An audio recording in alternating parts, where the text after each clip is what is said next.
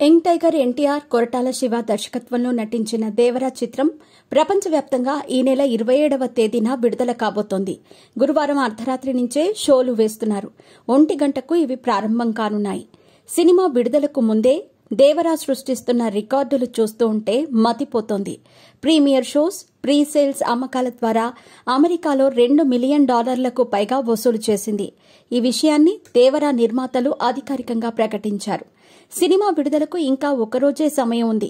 ఆ సమయానికి $4 మిలియన్ చేరుకున్నా ఆశ్చర్యపోవాల్సిన అవసరం లేదని ట్రేడ్ పండితులు అంటున్నారు.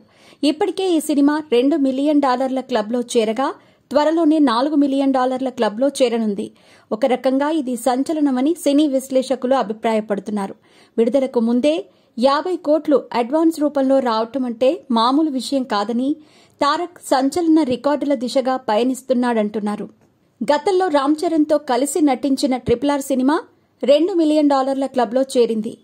తర్వాత సోలో హీరోగా వస్తున్న దేవరా కూడా ఈ క్లబ్లో అడుగుపెట్టింది. సినిమాపై అంచనాలు ఏ స్థాయిలో ఉన్నాయనే దానికి ఇది నిదర్శనం అంటున్నారు.